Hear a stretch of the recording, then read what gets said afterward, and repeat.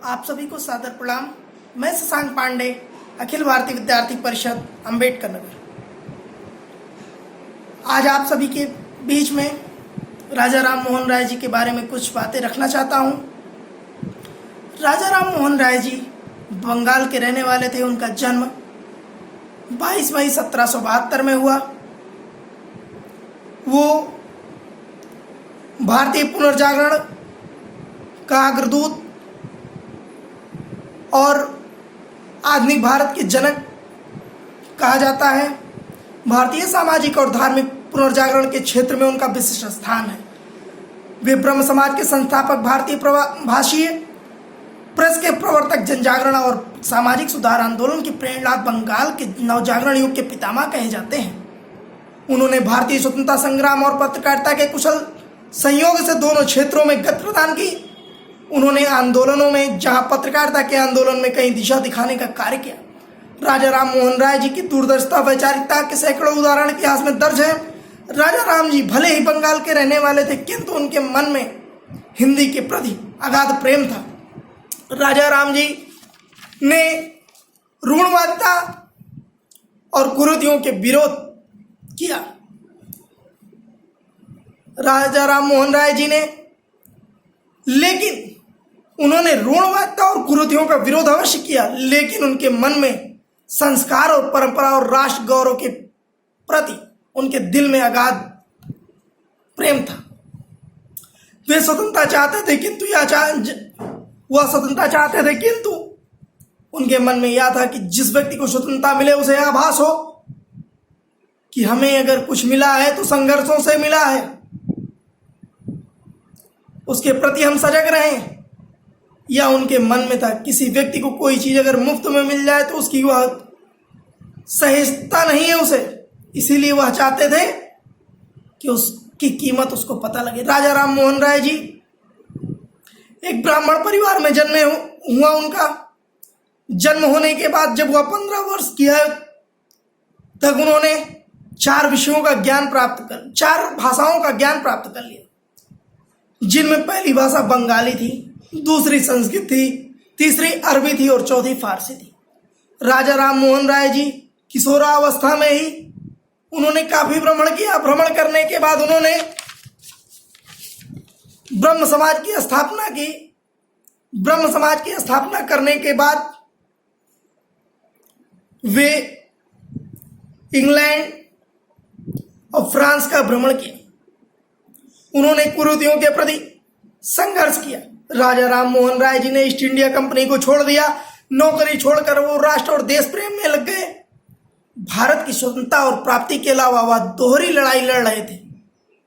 पहली लड़ाई तो वह भारत को स्वतंत्र कराने में, और दूसरी लड़ाई उनकी यह थी कि वो अपने देश के ही नागरिकों से लड़ रहे थे।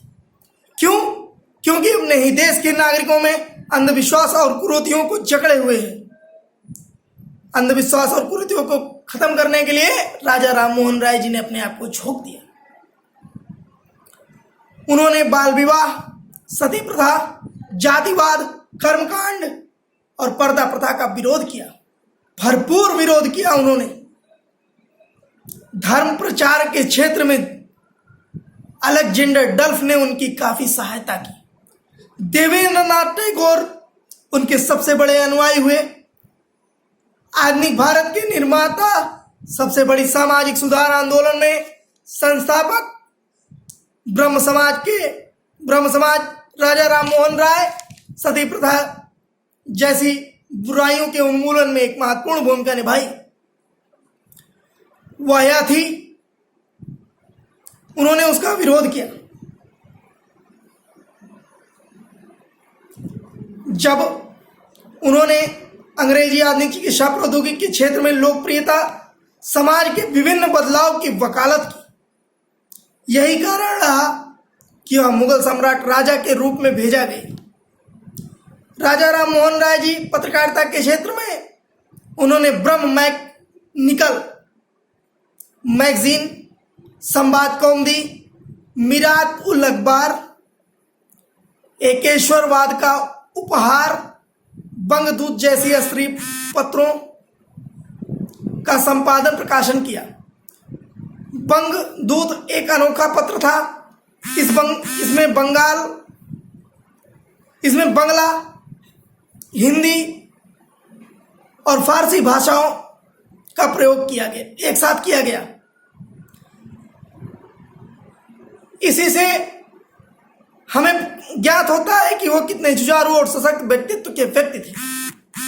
1821 में अंग्रेज जज द्वारा एक भारतीय को, जिनका नाम प्रताप नारायण दास जी को कोड़े मारने की सजा दी गई। तब जब कोड़े मारते हुए उस व्यक्ति की मृत्यु हो गई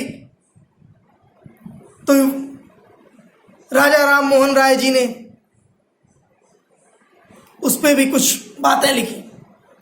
मैं अपनी बातों को समाप्त करते हुए, विद्यार्थी परिषद जिस तरह से कार्य करता है, उसके एक एक कार्यकर्ता जिस तरह से कार्य करते हैं, उसके लिए मैं 4 पंक्तियां कहूंगा।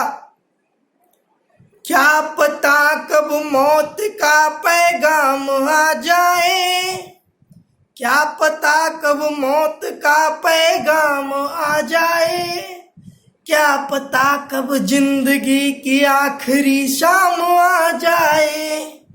मैं तलाश करता हूँ ऐसे मौकों की, मैं तलाश करता हूँ ऐसे मौकों की, मेरी जिंदगी वतन के काम आ जाए। भारत माता की जय। विद्यार्थी परिषद जिंदाबाद।